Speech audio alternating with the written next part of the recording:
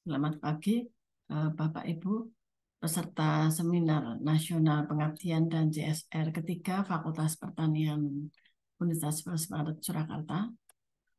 Kami tim PKM akan menyampaikan hasil pengabdian yang berjudul pelatihan pembudidayaan anggrek hasil kultur jaringan dengan pemanfaatan air cucian beras di Karanganyar.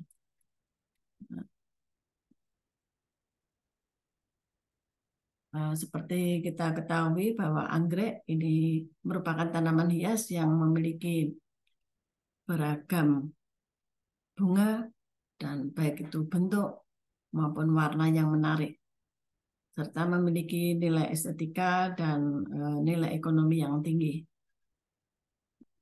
Potensi anggrek ini di dunia diperkirakan terus meningkat seiring dengan perkembangan kemajuan teknologi budidaya dengan menghasilkan jenis-jenis anggrek hibrida. Oleh karena itu, petani anggrek yang masih tradisional perlu mempelajari adanya teknik budidaya anggrek hibrida, khususnya ini di Karanganyar. Ini merupakan sentra produksi tanaman hias.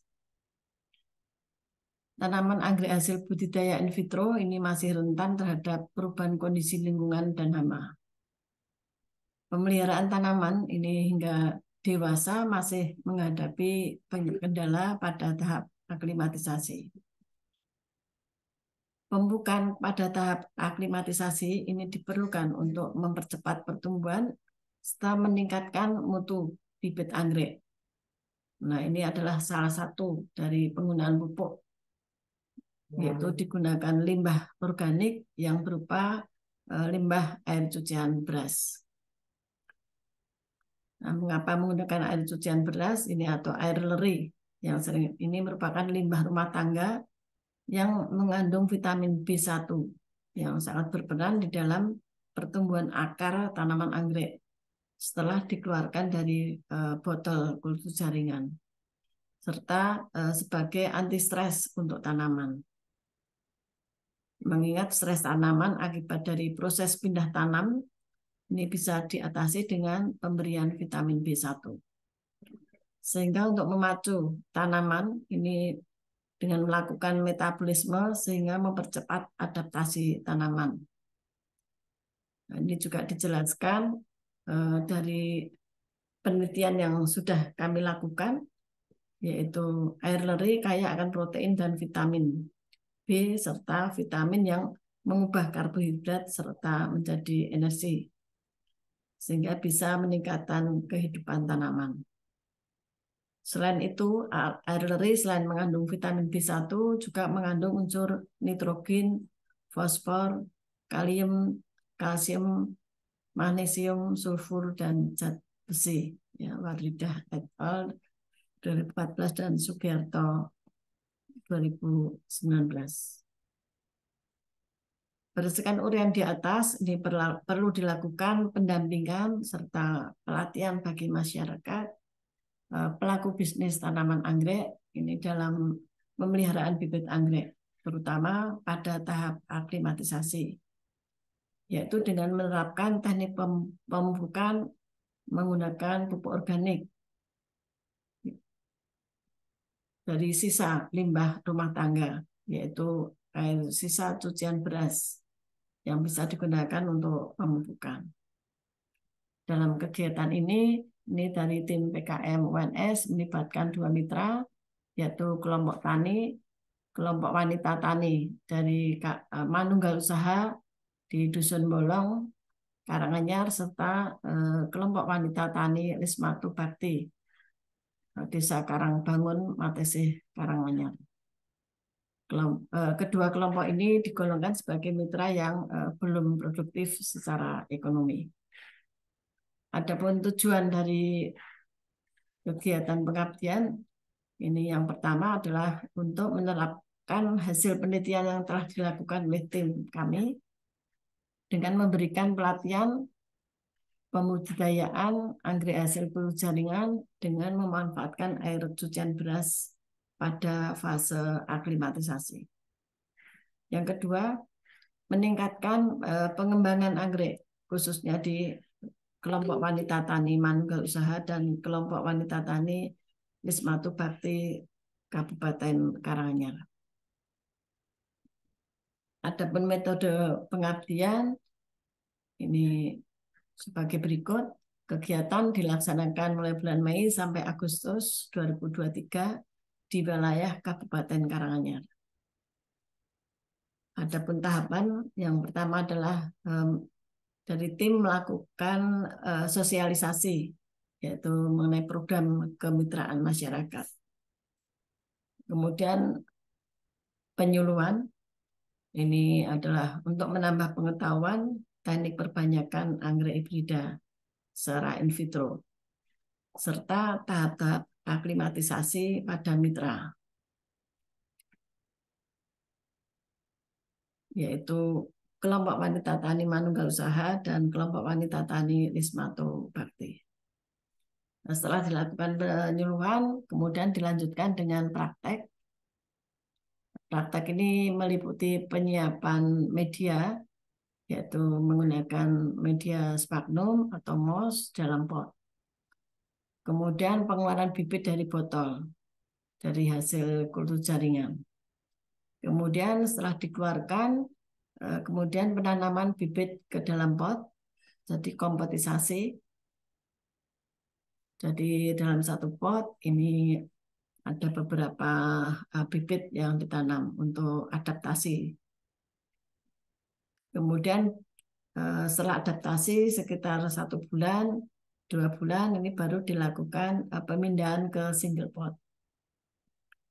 Setelah itu baru dilakukan pemupukan dengan menggunakan limbah air cucian beras sebagai pupuk organik cair. Setelah kegiatan praktek, kemudian dilakukan pengamatan dan pemeliharaan. Kemudian yang terakhir adalah mengevaluasi usulan kegiatan, baik manfaat maupun hambatan setelah memperoleh manfaat dari PKM. Hasil dan pembahasan, jadi kegiatan sosialisasi ini dilaksanakan tanggal 9 Mei jam 9 pagi di rumah Ibu Trihandayani. Kelompok wanita tani yang akan terlibat yaitu kelompok wanita tani manunggal usaha yang beranggotakan 20 orang dan kelompok wanita tani Wismatu Bakti yang beranggotakan 16 orang. Kemudian untuk Wismatu Bakti ini ketuanya adalah Ibu Eti, sedang yang manunggal usaha diketuai oleh Ibu Trihandayani.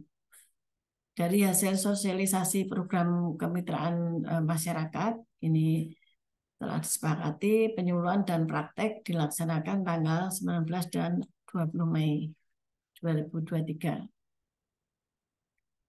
Kegiatan penyuluhan ini dilaksanakan tanggal 19 pagi jam 10 sampai jam 12 bertempat di rumah Ibu Paryanti yang dihadiri oleh Bapak Kepala Desa Molong, Bapak Aziz Purwanto, Sarjana Sosial, yang kebetulan juga salah satu kelompok mitra. Juga dihadiri oleh kedua kelompok mitra, yaitu kelompok wanita tani manunggal usaha dan kelompok wanita tani Wismatu Bakti.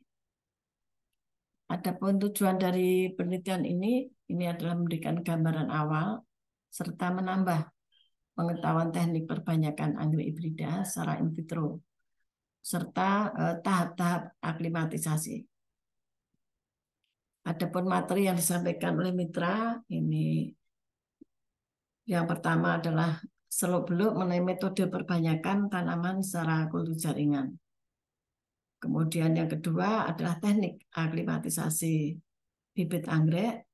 Ini mulai dari pengeluaran bibit dari botol, penyiapan media sphagnum, kemudian penanaman bibit ya dalam kompotisasi, kemudian ke single pot, dan aplikasi pemupukan dengan memanfaatkan limbah rumah tangga yang berupa air cucian beras. Ini adalah kegiatan praktek yang sudah dilaksanakan tanggal 20 Mei di rumah Ibu Trihandayani. selaku ketua kelompok. Nah, ini peserta, ini ada 2 kelompok mitra, yaitu kelompok wanita tani manunggal usaha dan kelompok wanita tani Lismatu Bakti.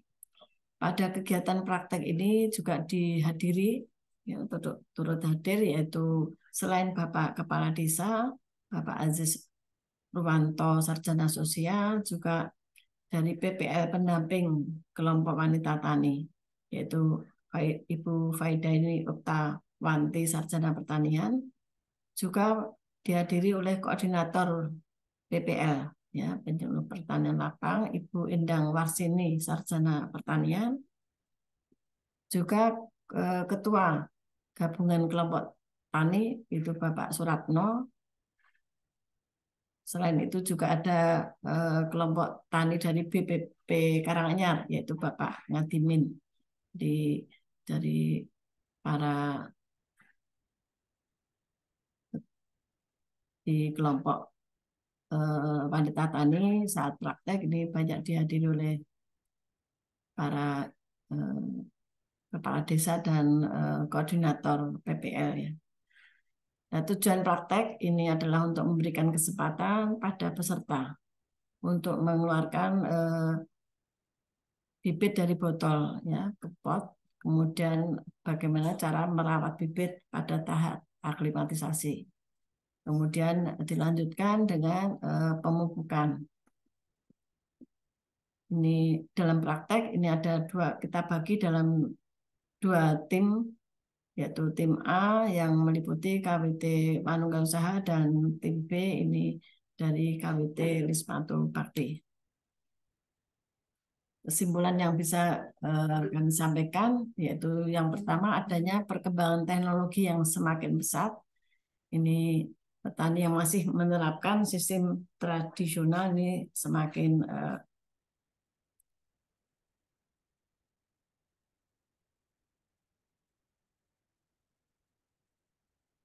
tertinggal, ya.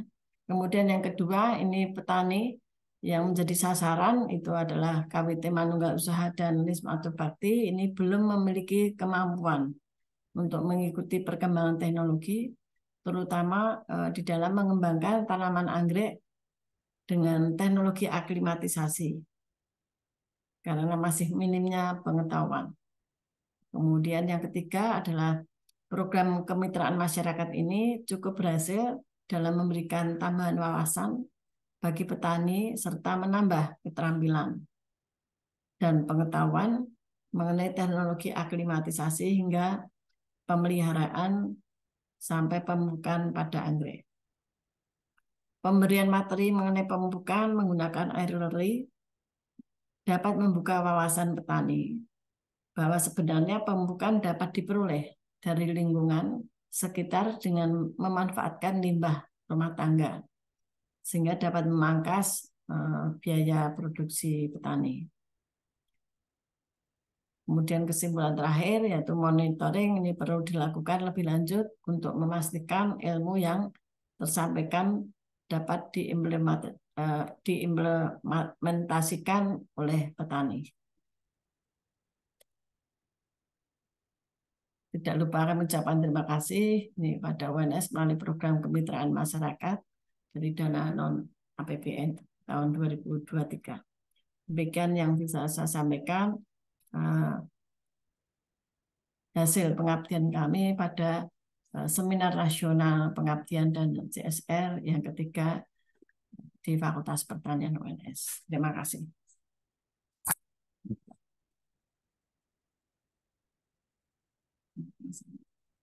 Bagi teman-teman.